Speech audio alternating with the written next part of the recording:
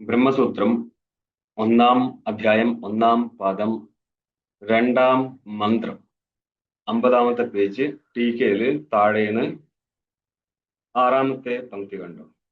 ശ്രുത്യർത്ഥ സംഭാവനാർത്ഥത്വേന അനുമാനം യുക്തിമാത്രം ന സ്വതന്ത്രം ഇതി ഭാവ. അതായത് പൂർവപക്ഷി അഭിപ്രായപ്പെട്ടതാണ് സ്വതന്ത്രമായിട്ട് അനുമാനം നിലനിൽക്കുന്നുണ്ട്. ഇവിടെ ഇപ്പോൾ അനുമാനമാണ് ജഗത് കാരണത്വത്തെ സിദ്ധിക്കുന്നത്. പറയാണ് ഇല്ല, സ്വതന്ത്രമായിട്ട് അനുമാനത്തിന് നിൽക്കാൻ പറ്റത്തില്ല. അനുമാനം ശ്രുതിയുടെ സഹായം മാത്രമായിട്ട് നിൽക്കത്തുള്ളൂ, അതുകൊണ്ട് സ്വതന്ത്രമായിട്ട് ഇരിക്കത്തില്ല. ഇത്രയും ഭാഗം കഴിഞ്ഞു. ഇനിയും പൂർവപക്ഷി പ്രസംഗം ഉന്നയിക്കുകയാണ്. നനു ഇതമയുക്തം ശ്രുതേർ അനുമാനാന്തർഭാവം അഭിപ്രേത്യ ഭവതീയ സൂത്രകൃത അനുമാനസൈവ ഉപന്യസ്തത്വാദിതി വൈശേഷിക ശങ്കതേ. വൈശേഷികന്മാര് ഇതമയുക്തം, നിങ്ങൾ ഈ പറഞ്ഞ അഭിപ്രായം ശരിയല്ല, അതായത് അനുമാനം സ്വതന്ത്രമല്ല എന്ന് പറഞ്ഞത് ശരിയല്ല. അനുമാനം സ്വതന്ത്ര പ്രമാണമാണ്. അതെന്തുകൊണ്ട് അങ്ങനെ പറയുന്നത്? ഭവതീയ സൂത്രകൃത, നിങ്ങളുടെ സൂത്രകാരനാൽ വ്യാസാചാര്യനാലും എന്താ ചെയ്തത്? ശ്രുതേർ അനുമാനാന്തരഭാവം അഭിപ്രേത്യ, ശ്രുതിയും അനുമാനത്തിൽ പെട്ടനാണെന്ന് അഭിപ്രായപ്പെട്ടും കൊണ്ട്, അതായത് അനുമാനമാണ് മുഖ്യം, ശ്രുതി മുഖ്യമല്ല. ശ്രുതിയും അനുമാനത്തിൽപ്പെട്ടതാണ്. അതുകൊണ്ടാണ് സൂത്രകാരൻ ഈ സൂത്രത്തിലൂടെ അനുമാനത്തിലൂടെ കാര്യസിദ്ധി നടത്തുന്നത്. സൂത്രകൃത അനുമാനസ്യ ഉപന്യസ്തത്വാത്, ഏതിലൂടെ? ഈ സൂത്രത്തിലൂടെയും അനുമാനത്തെ തന്നെയാണ് സൂത്രകാരൻ അവതരിപ്പിച്ചിരിക്കുന്നത്. ഇത് വൈശേഷിക ശങ്കത, ഇപ്രകാരം വൈശേഷികന്മാര് ശങ്ക അവതരിപ്പിക്കുകയാണ്. ഭാഷ്യം കണ്ടോ, 50-ാമത്തെ പേജിന്റെ രണ്ടാമത്തെ ഭാഷ്യപംക്തി. നനു ഇഹാപി തദൈവ ഉപന്യസ്തം ജന്മാദിസൂത്രേ. ഇഹാപി ജന്മാദിസൂത്രേ, ഇവിടെ ഈ ജന്മാദിസൂത്രത്തിലും തദൈവ ഉപന്യസ്തം, അതിനെ തന്നെയാണ് അവതരിപ്പിച്ചിരിക്കുന്നത്. ഏതിനെ തന്നെ? അനുമാനത്തെ തന്നെ. തദൈവ അനുമാനമാ, തദൈവ ഉപന്യസ്തം, ഈ അനുമാനത്തിനെയാണ് നിരൂപണം ചെയ്തത് ജന്മാദിസൂത്രത്തിലും. ടീക്കയില് അതോ മന്യന്തെ ഇതി അനുമാനസ്യ ആഭാസോക്തിരയുക്ത ഇതി ഭാവഃ. ഇന്നലെ നമ്മൾ പറഞ്ഞിരുന്നു, ഭാഷ്യത്തിലെ മന്യന്തെ എന്ന് ഭാഷ്യകാരൻ എഴുതാനുള്ള കാരണം ഇവരുടെ അനുമാനം ആഭാസം മാത്രമാകുന്നു, അനുമാനത്തിലൂടെ ജഗത്കാരണനായിരിക്കുന്ന ഒരു ഈശ്വരനെ സിദ്ധിക്കാൻ പറ്റത്തില്ല എന്ന് പറഞ്ഞു. അപ്പൊ സിദ്ധാന്തിയുടെ ഈ അഭിപ്രായത്തിന് പൂർവപക്ഷി ഖണ്ഡനം നടത്തുകയാണ്. ഈ പറഞ്ഞത് ശരിയല്ല, ആയതിനാൽ അനുമാനം ആഭാസമാണെന്ന് പറഞ്ഞത് ശരിയല്ല. അതെന്തുകൊണ്ടാ? സൂത്രകാരൻ പോലും അനുമാനത്തെ മുൻനിർത്തിയാണ് സൂത്രം അവതരിപ്പിച്ചിരിക്കുന്നത്. ശ്രുതിയെ അനുമാനത്തിൽ ഉൾപ്പെടുത്തിയിട്ട് അനുമാനമാണ്, അതായത് നിങ്ങളുടെ സൂത്രം എന്താ? ജന്മാധിസ്ഥ്യത. ഇതിന്റെ അർത്ഥം എന്താ? ജന്മസ്ഥിതി കാരണത്വം. എവിടെ നിന്നാണോ അത് ബ്രഹ്മ എന്നല്ലേ? ബ്രഹ്മ അസ്ഥി ജഗത് കാരണത്വാ എന്നൊരു അനുമാനം സിദ്ധിച്ചൂടെ? അതുവഴി ബ്രഹ്മവസ്തു ഉണ്ട്, ജന്മാദികളുടെ കാരണമായി അവനെ നിരൂപണം ചെയ്യണം, അവൻ നിരൂപിക്കപ്പെടണം. ടീക്കയില് ഏത് ശ്രുതീനാം സ്വതന്ത്രമാനത്വം ന സ്യാത്, സിദ്ധാന്ത വശം പറയാണ്. കാരണം ഭാഷ്യത്തിൽ ഇപ്പോൾ ന എന്ന് പറഞ്ഞ സിദ്ധാന്തി വരികയാണ്. അതിന്റെ മുന്നേ ഭൂമിക അവതരിപ്പിച്ചു കൊടുക്കുകയാണ്. യതി ശ്രുതീനാം സ്വതന്ത്രമാനത്വം ന സ്യാത്, ശ്രുതികൾ സ്വതന്ത്രമായിരിക്കുന്ന പ്രമാണങ്ങളല്ലായിരുന്നു എങ്കിൽ, മാനം എന്ന് പറഞ്ഞാല് പ്രമാണം, സ്വതന്ത്ര പ്രമാണങ്ങളല്ലായിരുന്നു ശ്രുതികൾ എങ്കിൽ, തത്തു സമന്വയാദിത്യാദിന താസാം താത്പര്യം സൂത്രകൃത് ന വിചാരേ. നിങ്ങളുടെ 4-ാമത്തെ സൂത്രമാണ് തത് തു സമന്വയാദ്. തു എന്നും പറഞ്ഞ് പൂർവപക്ഷിയുടെ അഭിപ്രായ വ്യാവൃത്തി നടത്തിയിട്ട് തത്ത് സമന്വയാദ് തത് ബ്രഹ്മ, ശ്രുതി പ്രതിപാദ്യമായിരിക്കുന്ന വസ്തു ബ്രഹ്മമാകുന്നു, അല്ലാതെ പ്രധാനാദികളല്ല. എന്തുകൊണ്ടാ? സമന്വയാദ് ശ്രുതിവാക്യാനാം തസ്മിൻ ബ്രഹ്മണി സമന്വയാദ്, വാക്യങ്ങളെല്ലാം തന്നെ നമ്മൾക്ക് ആ ബ്രഹ്മത്തിൽ സമന്വയിപ്പിക്കാൻ പറ്റും എന്ന് പറഞ്ഞാല് ആ ബ്രഹ്മ നിരൂപകനായിട്ടാണ് സകല ശ്രുതികളും ഇരിക്കുന്നത്. ആയതിനാൽ ബ്രഹ്മപ്രതിപാദകമാണ് വാക്യങ്ങൾ എന്നർത്ഥം. ഇപ്രകാരം താസാം താത്പര്യം സൂത്രകൃത് ന വിചാരേത് യതി ശ്രുതീനാം സ്വതന്ത്ര പ്രമാണത്വം ന സ്യാത്. തത്വസമന്വയാദ് എന്നുള്ള സൂത്രസ്ഥലത്ത് താസാം ശ്രുതീനാം താത്പര്യം, ശ്രുതികളുടെ താത്പര്യം ബ്രഹ്മവസ്തുവിലാണെന്ന് വിചാരം ചെയ്യത്തില്ലായിരുന്നു. എപ്പോൾ?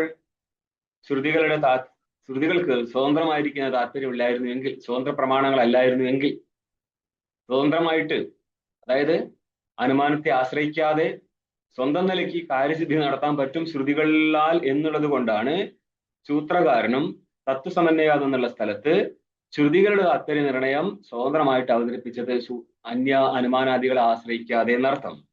അത്രയും മാത്രല്ല, ഇനി മുന്നോട്ടേക്കും തസ്മാത് ഉത്തരസൂത്രാണാം ശ്രുതി വിചാരാർത്ഥത്വാത്, മുന്നോട്ടേക്കുള്ള സൂത്രങ്ങളും ശ്രുതിയുടെ വിചാരത്തിന് വേണ്ടിയാണ് അവതരിപ്പിച്ചിരിക്കുന്നത് എന്നുള്ളതിനാൽ ജന്മാദിസൂത്രേവി, ജന്മാദിസൂത്ര എത്രാമത്തെ?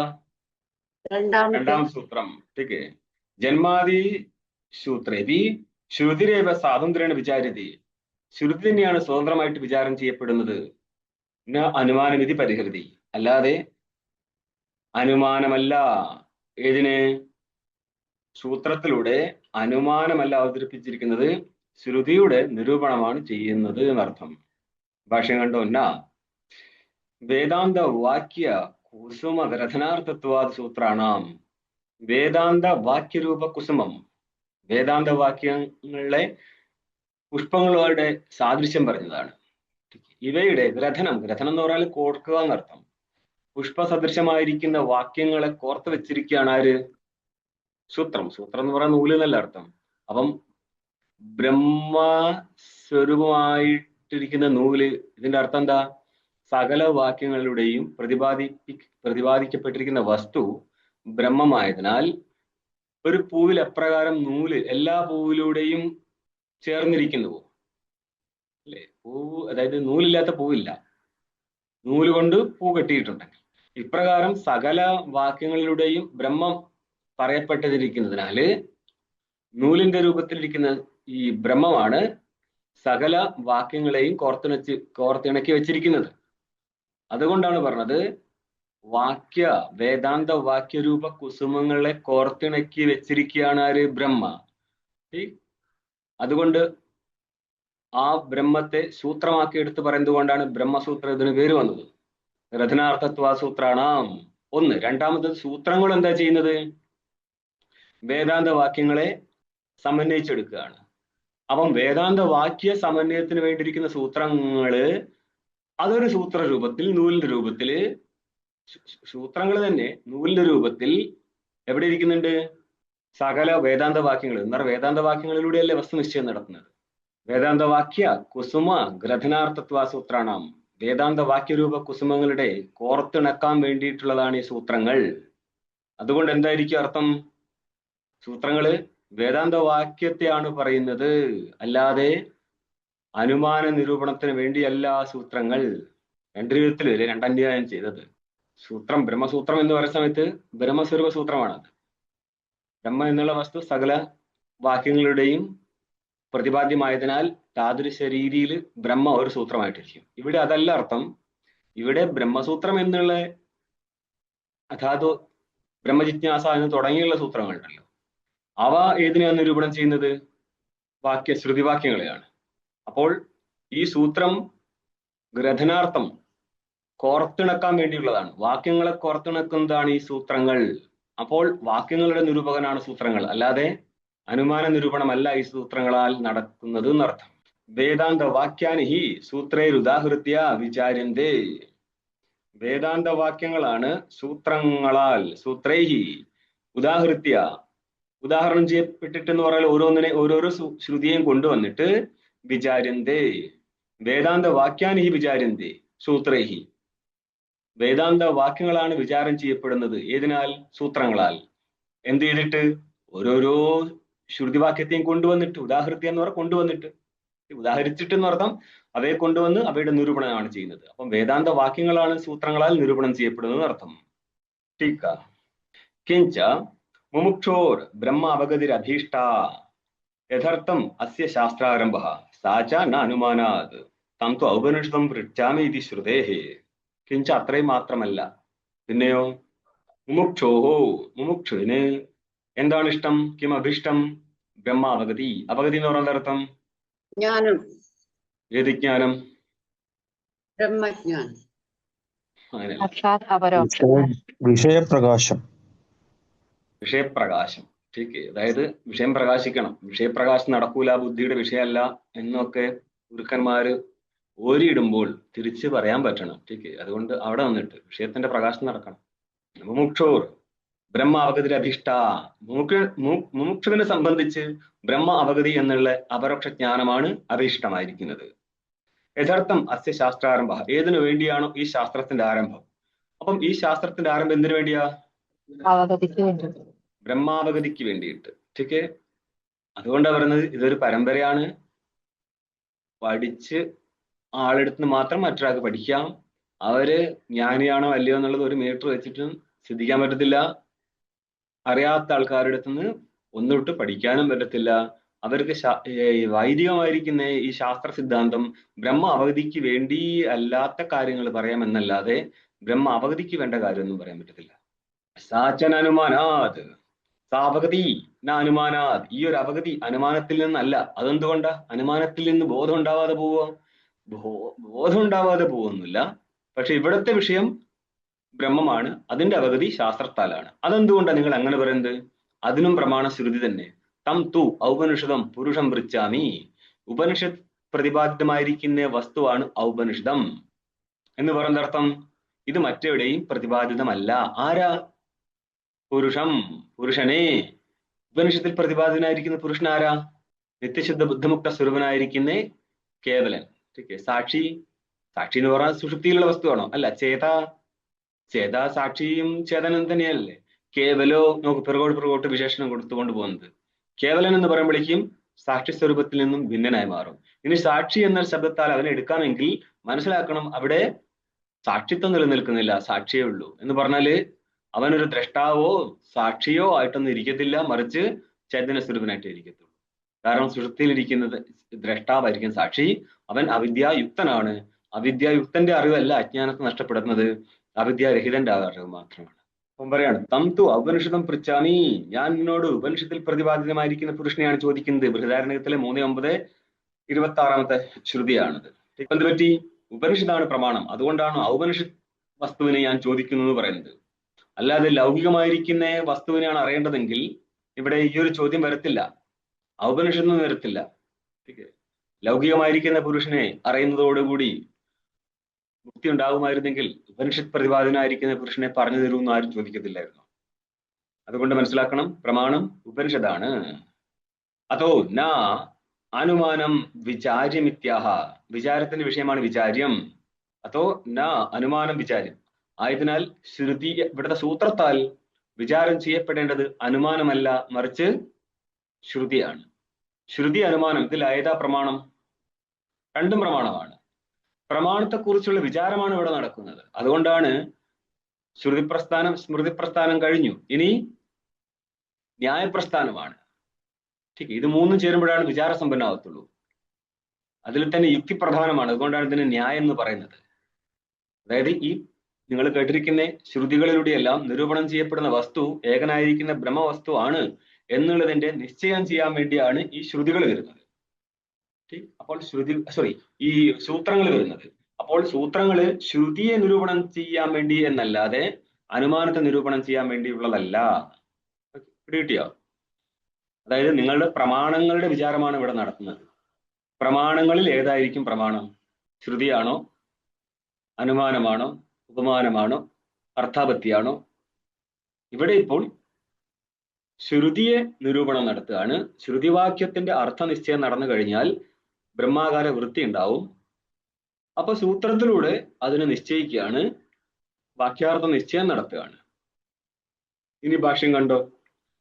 വാക്യാർത്ഥ വിചാരണ ദിവസാന നിർവൃത്ത ഹി ബ്രഹ്മാവഗതിർ ന അനുമാനാദി പ്രമാണാന്തര നിർവൃത്ത. ശ്രീവിദ്യ പങ്ക്തി വായിച്ചേ. വാക്യാർത്ഥ വിചാരണ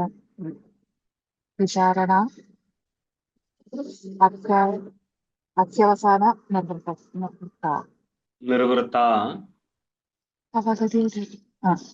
ഹി ബ്രഹ്മ അവഗതിർ അനുമാനാദി പ്രമാണാന്തര നിർവൃത്ത അല്ലെ. വാക്യാർത്ഥ വിചാരണ ദിവസാന നിർവൃത്ത ഹി ബ്രഹ്മാവഗതിർ. ബ്രഹ്മാവഗതി എന്ന് പറഞ്ഞാൽ ശ്രദ്ധിച്ചോളേ. ഇതെന്തുകൊണ്ടാ? നമ്മൾ നാട്ടിലും കേട്ടതല്ലേ മക്കളെ, ബുദ്ധിക്ക് അസ്വർത്ഥം ഇങ്ങോട്ട് കളിച്ചേക്കരുത്. ठीक. പരമാത്മ ബുദ്ധിയുടെ വിഷയമേ അല്ല എന്ന് ഗുരുക്കന്മാർ ശടിക്കുന്നിടത്താണ് ഭാഷകാരൻ എഴുതി വെച്ചത് അധ്യവസാന നിർവൃത്താഹി ബ്രഹ്മാവഗതിയും.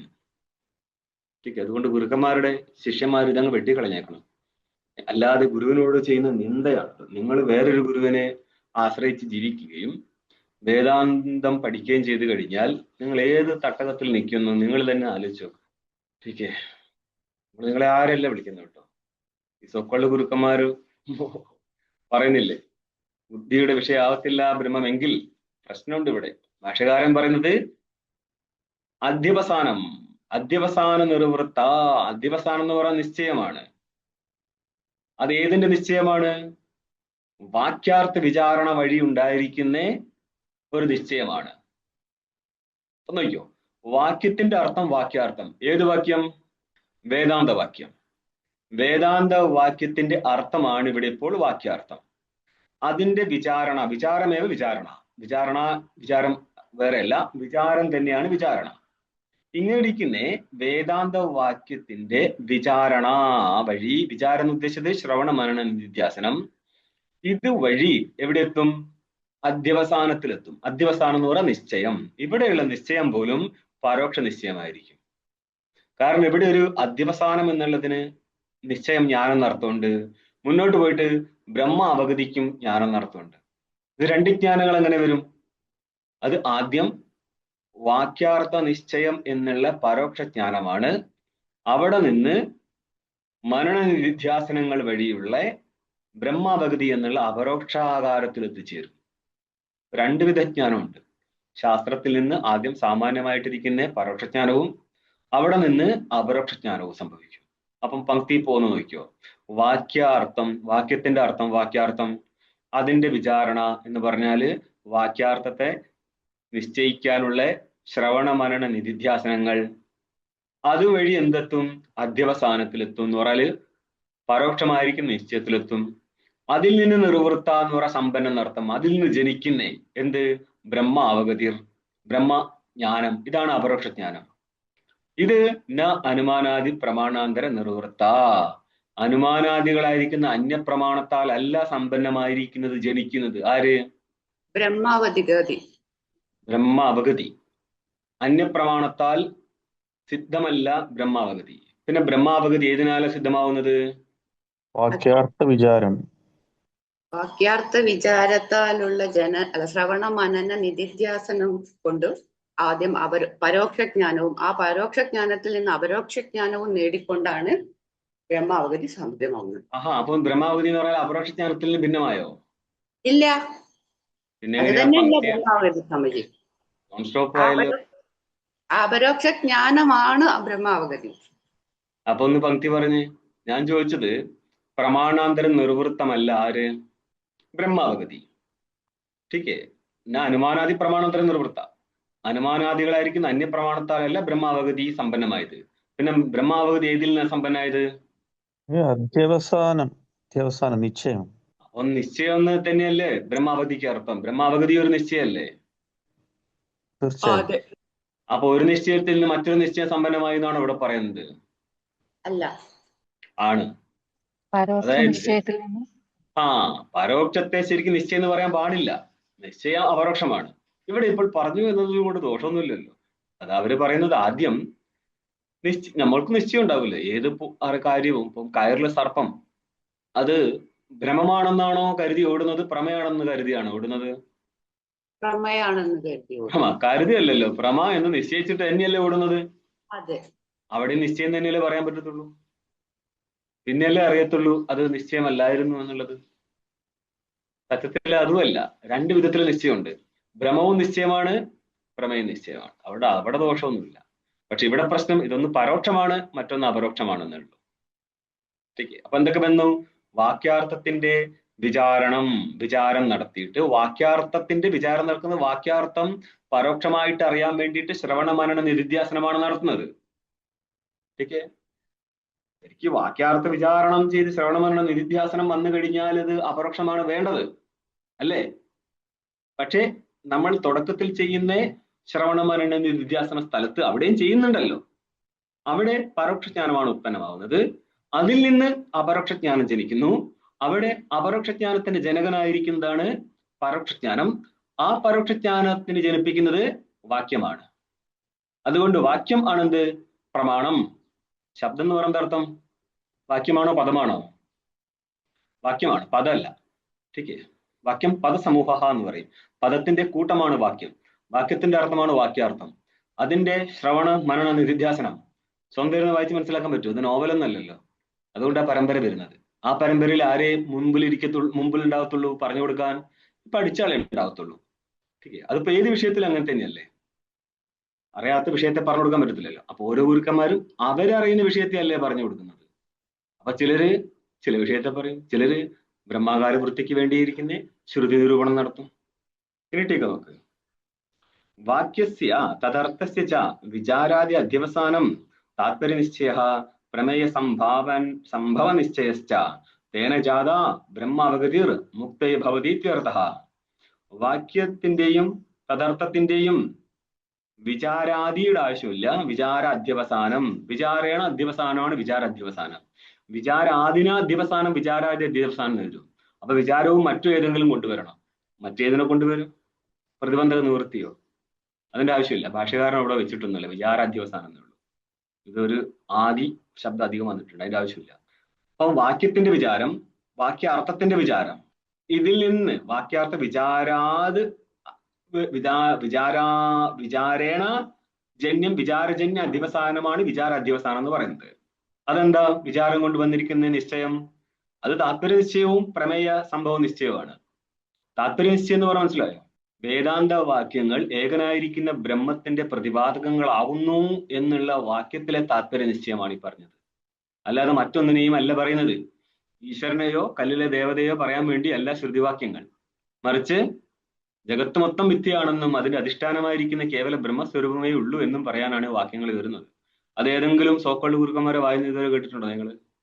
തമിഴ്നാട്ടിലൊരു ഗുരു പറയുന്ന കേൾക്കുന്നുണ്ട്, സർപ്പത്തിന്റെ വായിൽ കല്ല്. അതിങ്ങനെ കുറെ കാലം എന്നറിയാല് അങ്ങനെ വിചാരിക്കുന്ന വായിൽ മൊത്തം വിഷമാണ്.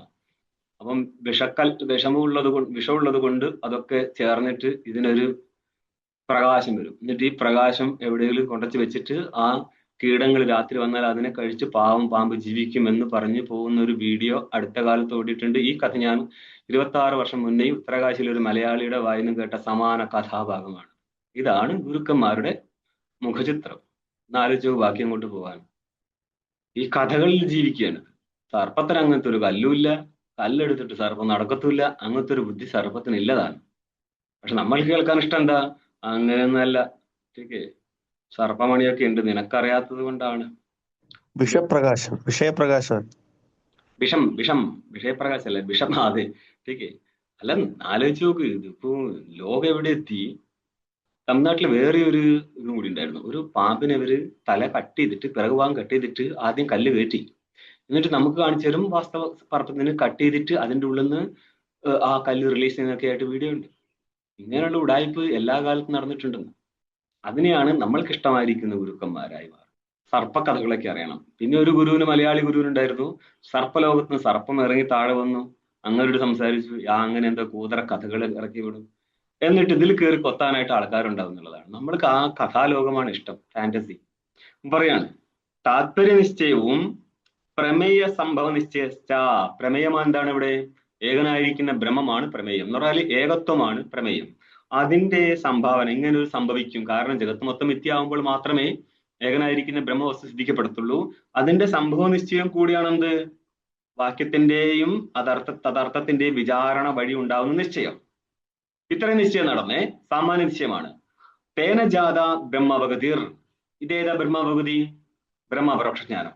ഇതിന്റെ മുന്നെയാണ് ഏതാവഗതി ഉണ്ടായത്? പ്രമേയവഗതിയും താത്പര്യ നിശ്ചയവും നടന്നത്.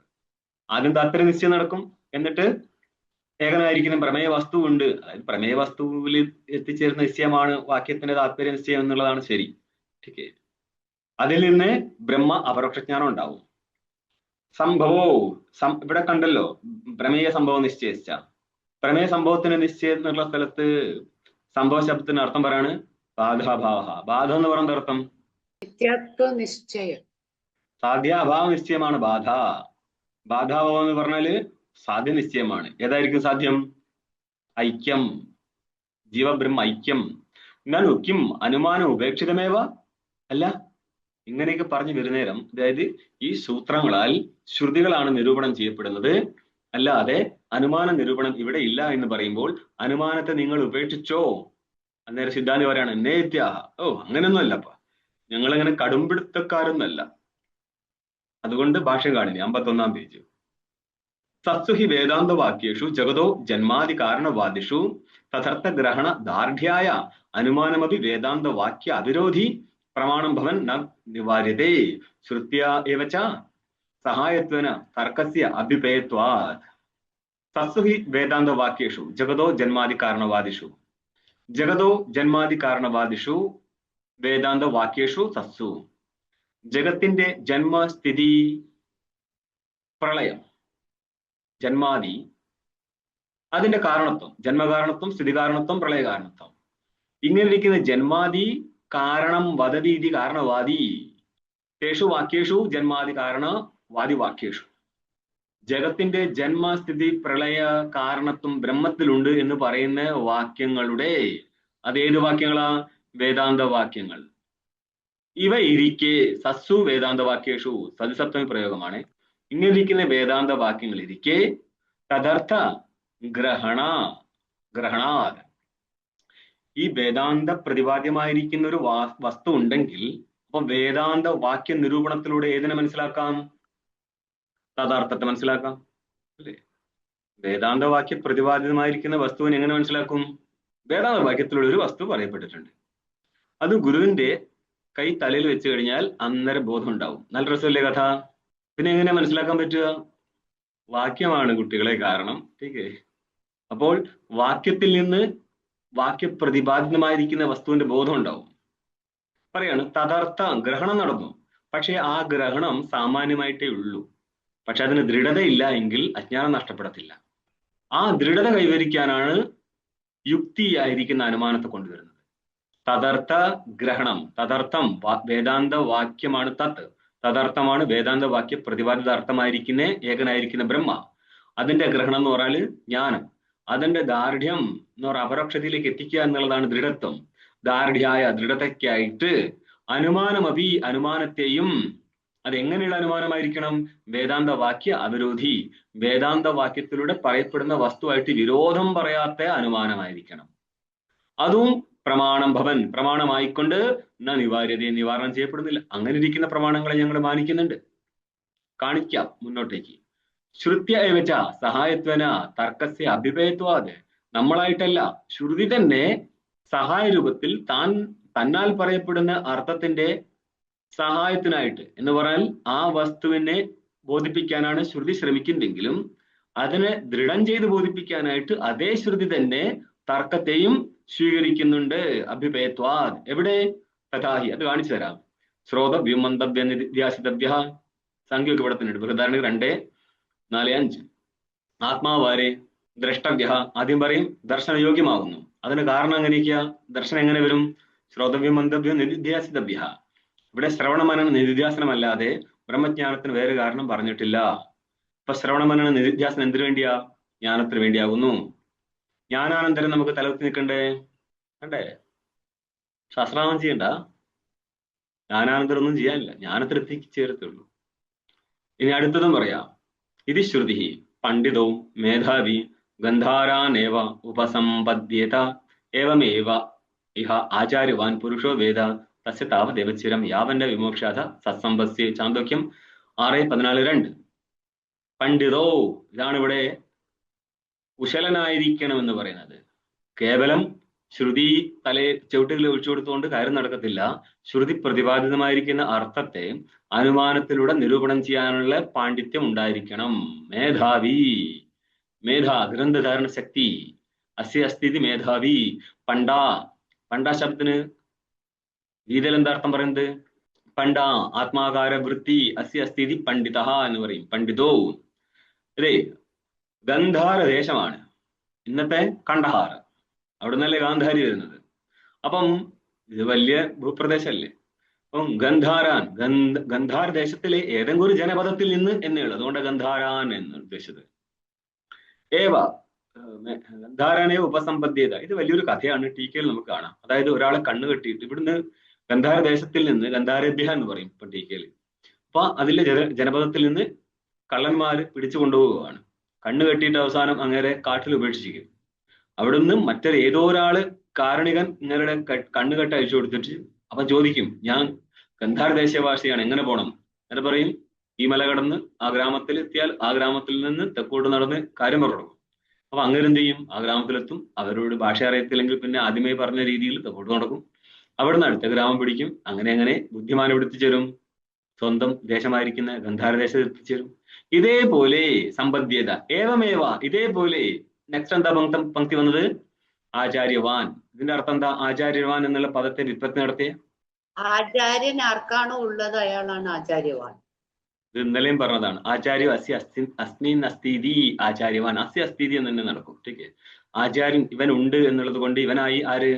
ആചാര്യവാൻ. ആചാര്യവാൻ ആചാര്യനാണോ? ആചാര്യവാൻ ആചാര്യനുണ്ടോ? ഉണ്ട്. ടീക്ക്. ഒരു പരമ്പരയല്ലേ?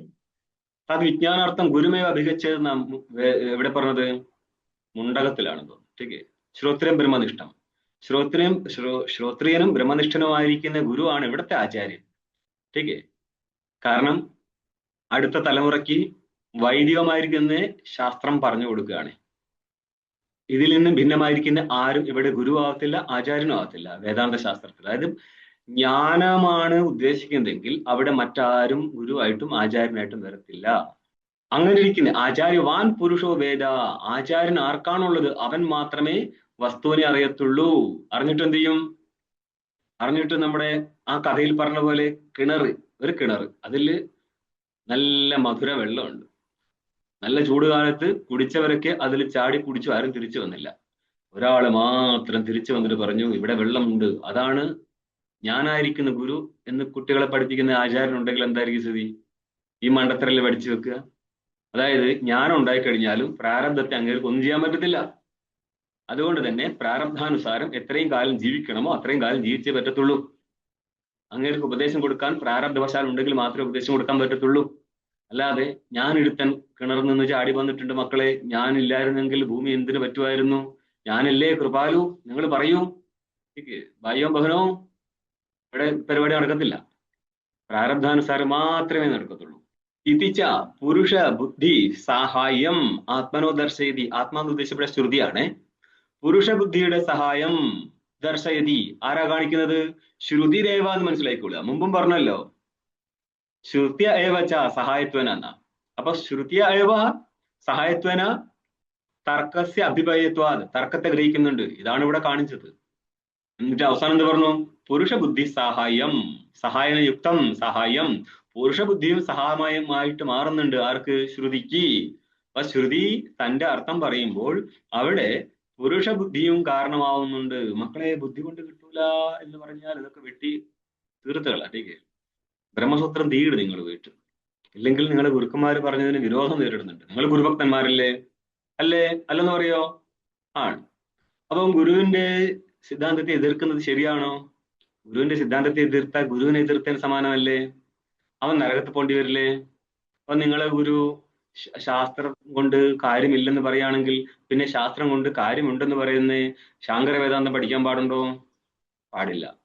ഇനി ഗുരു എന്താ നിങ്ങളോട് പറഞ്ഞത്?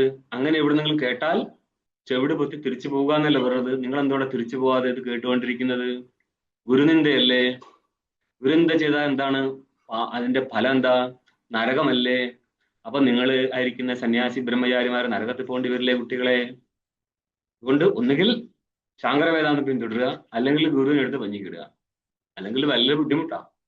നമുക്കല്ല, നിങ്ങൾക്കായിരിക്കും ഇതിന്റെ പ്രശ്നം. കാരണം നരകത്തിൽ പോകുന്നേരം ഗുരു നിങ്ങൾക്ക് ഒന്നിച്ച് നരകത്തിൽ ജീവിക്കേണ്ടതല്ലേ?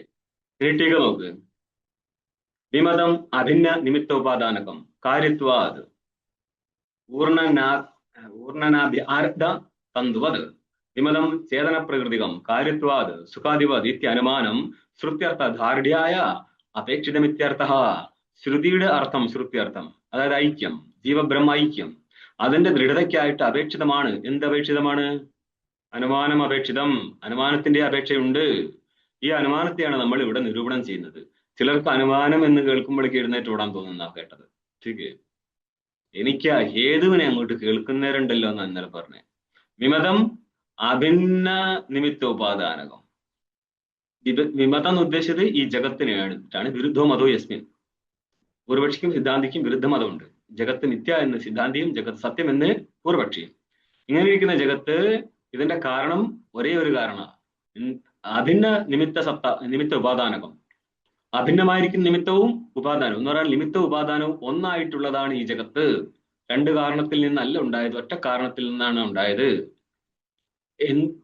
ഹേതു എന്താ? കാര്യത്വാത്. എത്ര കാര്യത്തിന് അത്ര നിമിത്ത അഭിന്ന ഉപാദാനകത്വം എന്ന് നിങ്ങൾക്ക് ദൃഷ്ടാന്തം കൊടുക്കാൻ പറ്റുമോ? അതും തരാം. എവിടെ? ഊർണനാഭി ആരബ്ധ തന്തുവതിഥി. ഊർണനാഭിയിൽ നിന്ന്, ഊർണനാഭി എന്ന് പറഞ്ഞാൽ എട്ടുകാലി, അതിൽ നിന്ന് ഉത്പന്നമാവുന്ന അതിന്റെ വലയുണ്ടല്ലോ, അതിന്റെ നിമിത്ത കാരണാരാ? എട്ടുകാലി തന്നെ. ഉപാദാന കാരണാരാ? അതേ എട്ടുകാലി തന്നെ. അപ്പൊ എത്ര കാര്യത്തിന് അത്ര നിമിത്ത അഭിന്ന ഉപാദാനകത്വം എന്ന് കിട്ടുവോ? ആഹാ, ഇത്രയും ഈസി ആയിട്ട് തല കാട്ടാൻ പറ്റുമായിരുന്നു. തല കാട്ടാ, നിങ്ങൾക്ക് ഫ്രീ കിട്ടിയ തലയല്ലേ, ഇതിന് മെനക്കെടുന്നില്ലല്ലോ. പക്ഷെ ഇവിടെ എങ്ങനെ സിദ്ധിക്കും? ഘടത്തിൽ കാര്യത്വമില്ലേ, അവിടെ നിമിത്ത അഭിന്ന ഉപാദാനം ഉണ്ടോ? ഉപാദാനകത്വം ഇരിക്കുവോ? സാധ്യം എന്താ അവിടത്തെ? നിമിത്ത അഭിന്ന ഉപാദാനകത്വം. ഉപാദാനവും നിമിത്തവും ഒന്നായിരിക്കുമ്പോഴാണ് നിമിത്ത അഭിന്ന ഉപാദാനകമാവുന്നത്. അവിടെ ഇരിക്കും നിമിത്ത അഭിന്ന ഉപാദാനകത്വം. എവിടെ വെച്ചത്? എട്ടുകാലിൽ നിന്ന് ഉത്പന്നമായിരിക്കുന്ന എട്ടുകാല് വലയിലാണ് വെച്ചിരിക്കുന്നത്. സംഭവം ശരിയാണ് ധർമ്മസാർ. പ്രശ്നമുണ്ട് ഇവിടെ. കാര്യത്വം ഘടത്തിലുണ്ട്. അവിടുത്തെ നിമിത്ത കാരണം ഏതാ? കുലാലനാണ്. ഉപാദാന കാരണം ഏതാ? മൃത്താണ്. അപ്പം എത്ര കാര്യത്തിന് തത്താത്ത നിമിത്ത അഭിന്ന ഉപാദാനകത്തിന് എങ്ങനെ വ്യാപ്തി കിട്ടുക?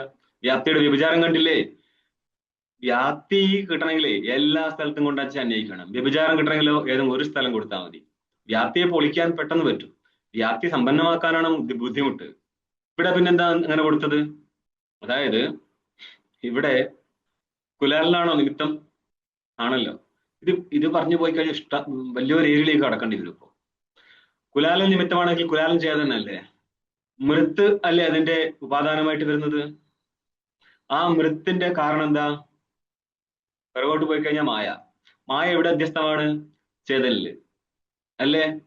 അപ്പൊ ചേതനിൽ അധ്യസ്ഥമായിരിക്കുന്ന മായയ്ക്ക് ചേതനിൽ നിന്ന് ഭിന്നമായിരിക്കുന്ന സത്ത കിട്ടുമോ? ഇല്ല. അപ്പോൾ അവസാനമായിരിക്കുന്ന ഘടം പോലും ചേതന സത്താകമായിട്ടല്ലേ ഇരിക്കത്തുള്ളൂ. കാരണം ഇത് ദാഷ്ടാന്തിക സ്ഥലത്തേക്കാണ് കയറി വരേണ്ടത്. കാരണം വിമതം എന്നുള്ള സ്ഥലത്താണ് ഘടം വരുന്നത്. അതുകൊണ്ട് നിങ്ങൾ കാര്യത്വം ഇല്ലല്ലോ എന്നും ചോദിച്ച് ഇങ്ങോട്ട് കയറി വരരുത്. പിടികിട്ടിയോ? നിങ്ങൾ ഏതിനാണോ വ്യാപ്തി പൊളിക്കാൻ കൊണ്ടുവരുന്നത് അതിനെ പിടിച്ചിട്ട് ഞങ്ങൾ പക്ഷത്തിലേക്ക് വെച്ചു. പിന്നെ നിങ്ങൾക്ക് ദൃഷ്ടാന്തം കിട്ടത്തില്ല വ്യാപ്തി പൊളിക്കാൻ ഈ ഒരു സ്ഥലം പറ്റുന്നുള്ളത്. വിമതം ചേതന പ്രകൃതികം കാര്യത്വാത് സുഖാധിപത്. പക്ഷം എന്താണ് ഇവിടെ? ഇവിടെയും പക്ഷം ജഗത്താണോ? വിമതം ജഗത്ത് എന്നാണ് അർത്ഥം.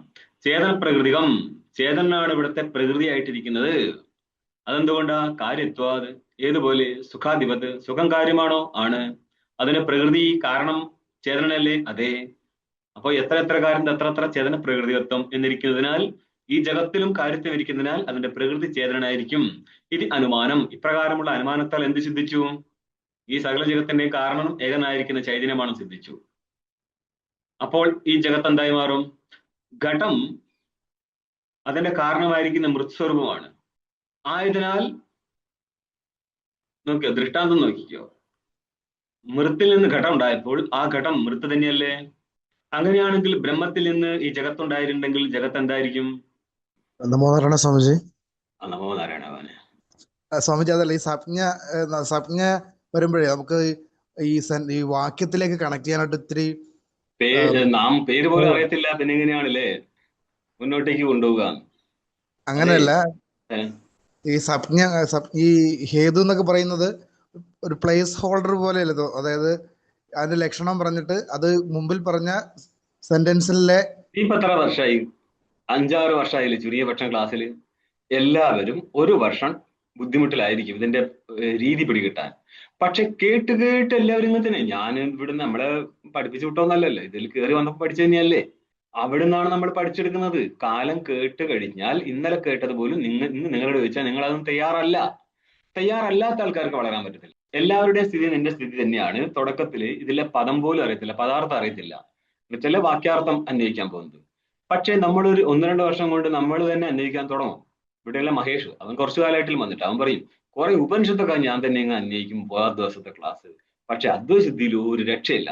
കാരണം ആ കുട്ടികൾ സിദ്ധി എന്നുള്ള ടോപ്പ് ഓർഡർ ടെക്സ്റ്റിൽ ഇരിക്കുന്നത് കൊണ്ട് ലോവർ ടെക്സ്റ്റ് അവർക്ക് പെട്ടെന്ന് മനസ്സിലാവും. കാരണം അതിനേക്കാൾ മണ്ടക്കറക്കി ശീലിച്ചു അവര്. എല്ലാ വിഷയത്തിനും അതിൻ്റെതായ ഒരു മണ്ടകറക്കൽ ഉണ്ടല്ലോ. ഇവിടെ ശീലിക്കുക എന്നുള്ളതാണ്, പരിചയമാണ് ഒരു വിഷയത്തിലെ നമ്മുടെ ബുദ്ധി സാമർഥ്യം തെളിയിച്ച് നമ്മൾ അതിലേക്ക് തെളിഞ്ഞു പോവുകയാണത്. അത് ചെയ്യാതിരുന്നാൽ പണിയാണ്. നീ ചോദിച്ച കാര്യം ശരിയാണ്, പദത്തെ മനസ്സിലായില്ലെങ്കിൽ മുന്നോട്ടേക്ക് ഒന്നും ചെയ്യാൻ പറ്റത്തില്ല. പക്ഷെ എല്ലാവരും പദങ്ങൾ മെല്ലെ മെല്ലെ പഠിച്ചെടുക്കുന്നതാണത്. അല്ലാതെ ആദ്യം നിങ്ങളെ പദം പഠിപ്പിച്ചു തരാം, ബ്രഹ്മസൂത്രത്തിൽ എത്തിയിട്ട് പദം പഠിപ്പിക്കാൻ പറയരുത്. നോക്കിയോ, സുഖാധിപതി ഇത്യാദി അനുമാനം ശ്രുത്യർത്ഥ ദാർഢ്യായ അപേക്ഷിതം. ശ്രുതിയുടെ അർത്ഥത്തിന്റെ ദാർഢ്യം എന്ന് പറഞ്ഞ അർത്ഥ നിശ്ചയത്തിലെ ദൃഢതയ്ക്ക് എന്ന അർത്ഥം ഉദ്ദേശിച്ചത്. ഇതിനെന്ത് വേണം? അനുമാനം ആവശ്യമാകുന്നു. ബുദ്ധി പാടില്ല എന്ന് പറഞ്ഞാൽ അനുമാനമില്ല. അവർക്ക് നാളെ മുതൽക്ക് കറുക ഹോമം മാത്രം. ബുദ്ധി മാത്രമേ ആവശ്യപ്പെടുന്നുള്ളൂ, വേറൊന്നും ഇവിടെ ആവശ്യപ്പെടുന്നില്ല. അതുകൊണ്ട് ഗീതയിൽ പറയുന്നത് ദദാമി ബുദ്ധിയോഗം തം, ഞാനവന് ബുദ്ധിയോഗം കൊടുക്കുന്നു. ബുദ്ധി എന്നുള്ളത് പൂർവ്വജന്മത്തിലെ പുണ്യത്തിന്റെ ഫലമായി ഭവിക്കുന്നതാണ്. ഓരോരുത്തർക്കും ഓരോരോ ഫീൽഡിലായിരിക്കും ബുദ്ധി എന്നുള്ള വ്യത്യാസമുള്ളൂ. ബുദ്ധി ഇല്ലാത്ത മനുഷ്യന്മാരൊന്നുമില്ല. എവിടെയാണ് പ്രാവീണ്യം അങ്ങോട്ടേക്കായിരിക്കും ബുദ്ധി പോകത്തുള്ളൂ.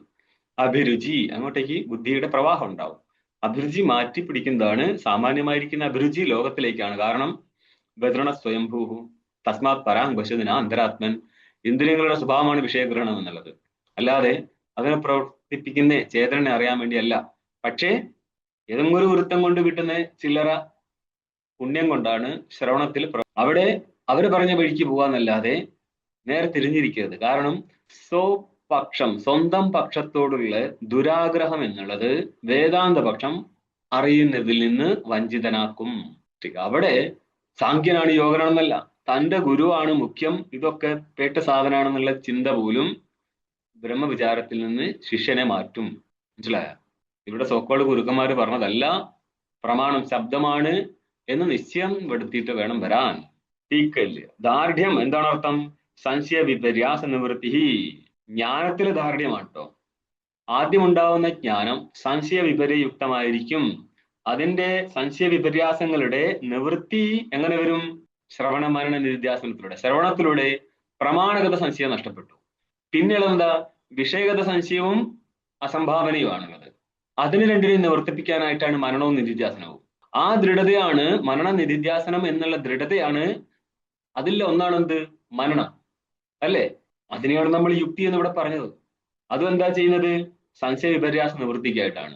അതായത് മിഥ്യാജ്ഞാനം ത്രിധാഭിന്നം, അപ്രാമാണ്യം ത്രിധാഭിന്നം, മിഥ്യാത്വജ്ഞാന സംശയി. അപ്രാമാണ്യ ജ്ഞാനം 3 വിധത്തിലുണ്ട്. മിഥ്യാത്വം, അജ്ഞാനം, സംശയം. മിഥ്യാത്വം എന്നുള്ളതാണ് വിപര്യം എന്ന് പറഞ്ഞിരിക്കുന്നത്. വിപര്യജ്ഞാനം എന്ന് പറഞ്ഞാൽ ഭ്രമജ്ഞാനം. അതെന്തുകൊണ്ടാ?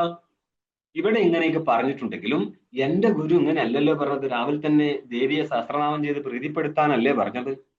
ശിഷ്യന് ഗുരുവിനോടുള്ള അദമ്യമായിരിക്കുന്ന പ്രീതി ശാസ്ത്രത്തിൽ നിന്ന് അവരെ പിന്തിരിപ്പിക്കുന്നുള്ളതാണ്. ഇതെങ്ങോട്ട് പോകുന്നുള്ളതാണ് അല്ലേ? അതുകൊണ്ടാണ് പറഞ്ഞത് കുറച്ച് മാറി ചിന്തിക്കുന്ന ആൾക്കാർക്ക് ഇങ്ങോട്ട് കയറാൻ പറ്റത്തുള്ളൂ. റൂട്ടിൽ ഓടിക്കഴിഞ്ഞാൽ വലിയ പാടാ. ഇനി ഭാഷകൾ തന്നെ നോക്കിയോ. തഥാഹി എന്താ വന്നത്? ശ്രോതവ്യോ. അതിനുശേഷം എന്താ? മന്തവ്യ. മനനമാണ് പറഞ്ഞത് അല്ലേ? ഈ മനനത്തെയാണ് നിങ്ങൾ അനുമാനമായിട്ട് അവതരിപ്പിക്കുന്നത്. ഈ അനുമാനം ഇല്ലാതെ ഇനി നിങ്ങൾക്ക് ശ്രുത്യർത്ഥ നിരൂപണം ചെയ്യാൻ പറ്റുമോ? ഇല്ല.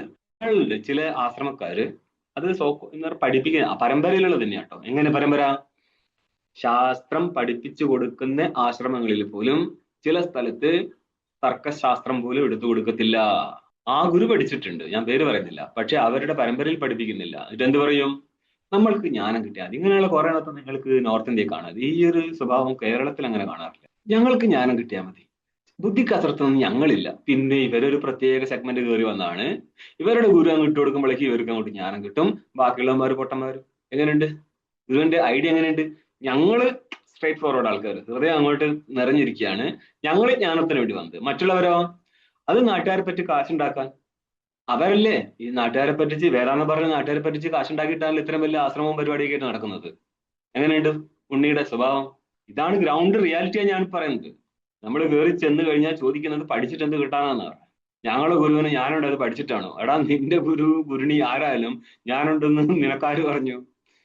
വേദാന്തത്തിന്റെ ക്ഷാമാപ്ല അറിയാത്ത ഗുരുവാണോ ഇവിടെ ഇപ്പോൾ ജ്ഞാനിയായിട്ട് വിലസുന്നത്? ഇവിടെ നോക്ക് എന്താ പറയുന്നത്? അനുമാനമാണ് യുക്തി. യുക്തി ഇല്ലെങ്കിൽ വേദാന്താർത്ഥ ദൃഢത കിട്ടത്തില്ല. അപ്പൊ ഇനി പറയാൻ പറ്റുമോ അനുമാനം ആവശ്യമില്ലെന്ന്? മനസ്സിലായോ? അതുകൊണ്ടാണ് ന്യായവും പഠിപ്പിക്കുന്നത്. മറ്റു 4 ശാസ്ത്രത്തിന് സഹായം ഉണ്ടെങ്കിൽ മാത്രമേ വേദാന്തം പചിക്കത്തുള്ളൂ മക്കളെ.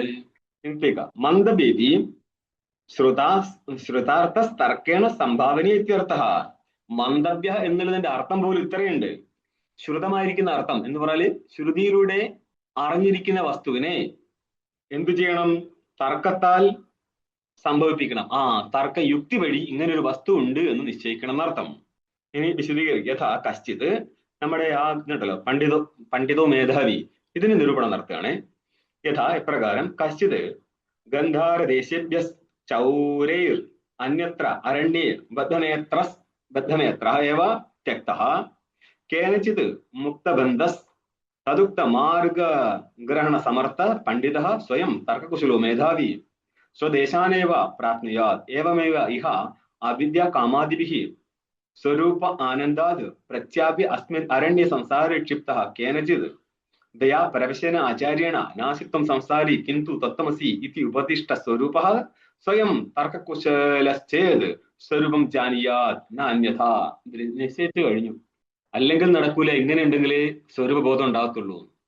അവ ആദ്യം ദൃഷ്ടാന്തം കാണാം. യഥാ എപ്രകാരം കശ്ചിത്, അതായത് ഒരു വ്യക്തി ഗന്ധാര ദേശീയ ഗന്ധാര ദേശത്തിലെ ഏതോ ഒരു ജനപദത്തിൽ നിന്ന് ചോരയിൽ അന്യത്ര അരണ്യ ബദ്ധനേത്ര ഏവ ത്യക്തഃ, ഇവിടുന്ന് പിടിച്ചുകൊണ്ടുപോയി കണ്ണും കെട്ടി കൊണ്ടുപോയിട്ട് കള്ളന്മാരാൽ കൊണ്ടുപോയിട്ട് അങ്ങനെ കാട്ടിൽ ഉപേക്ഷിച്ചു. പക്ഷേ കേനചിത് മുക്തബന്ധസ്, ആരോ അതുവഴി വഴിപോക്കൻ കണ്ടപ്പോൾ ഇങ്ങരുടെ കണ്ണുകെട്ട് അഴിച്ചും കൊടുത്തു. എന്നിട്ട് അങ്ങോട്ട് ചോദിച്ചു, ഏത് വഴി ഞാൻ ഗന്ധാര ദേശത്തിലെത്തും? അങ്ങനെ പറഞ്ഞു, ഇതുവഴി പോയിക്കോ. എന്നപ്പോഴോ തദുക്ത മാർഗ ഗ്രഹണ സമർത്ഥ, അങ്ങേര് പറഞ്ഞു കൊടുത്തിരിക്കുന്ന മാർഗത്തിനെ അറിയാനുള്ള സാമർത്ഥ്യം ഉള്ളതിനാൽ എന്ന് പറഞ്ഞാല് ദാഷ്ടാന്തികത്തിൽ എന്ത് വരും? ശബ്ദത്തിലൂടെ അർത്ഥത്തെ പറഞ്ഞു കൊടുക്കുമ്പോൾ അതിനെ അറിയാനുള്ള സാമർത്ഥ്യമുള്ള ശിഷ്യൻ എന്നർത്ഥം കിട്ടി. അപ്പോൾ എന്താണ് ഇവിടെ? ശബ്ദമാണ് പ്രമാണം. ശബ്ദത്തിന് ഭിന്നമായിട്ട് നിങ്ങൾക്ക് ഒരു പരിപാടിയില്ല ഇവിടെ. ഇതുകൊണ്ടാണ് നമ്മൾ ഉപാസന അല്ല, ഇത് ഉപാസന മാർഗം വേറെ, ശ്രവണ നിധിധ്യാസനമായിരിക്കുന്ന വിചാര മാർഗം വേറെ എന്ന് പറയുന്നത്. നിങ്ങൾ കേരളത്തിലാണെങ്കിലും ഇന്ത്യയിൽ എവിടെയാണെങ്കിലും 99.99 സോക്കാൾഡ് ഗുരുക്കന്മാരുടെ പ്രക്രിയ എന്നുള്ളത് ഉപാസന വഴി ഇപ്പം കിട്ടുന്നവറിയാം. ഇവരൊരു കാര്യം അവതരിപ്പിക്കും, സഗുണ ബ്രഹ്മത്തിൽ നിന്ന് മക്കളെ നിർഗുണ ബ്രഹ്മത്തിലെത്തും. എവിടെ എത്തും? നിർഗുണ ബ്രഹ്മത്തിൽ. ഒന്നുകൂടി പറഞ്ഞേ. എന്നിട്ടോ ബ്രഹ്മജ്ഞാനം ഉണ്ടാവും. ഉപാസന കൊണ്ട് ജ്ഞാനം ഉണ്ടാവുന്ന എവിടെയെങ്കിലും നിങ്ങൾക്ക് കാണാൻ പറ്റുമോ? എന്തുകൊണ്ടാണ് ഉപാസന കൊണ്ട് ജ്ഞാനം ഉണ്ടാവില്ല എന്ന് പറയുന്നത്?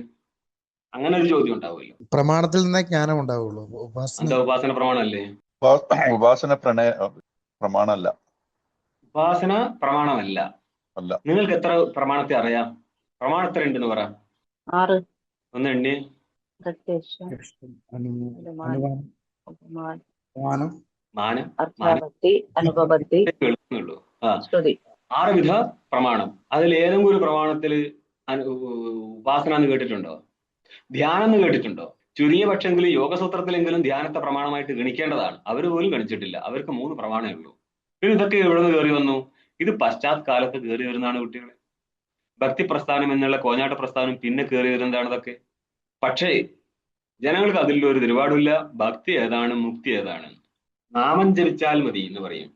നാമി പോലും നാമം കൊണ്ട് രക്ഷപ്പെട്ടിട്ടില്ല, എന്നിട്ടല്ലേ നാമം ജപിച്ചിട്ട് അന്യം രക്ഷപ്പെടാൻ പോകുന്നത്. അപ്പൊ നോക്കിയോ, ഗ്രഹണ സമർത്ഥ പണ്ഡിത സ്വയം തർക്കകുശലോ.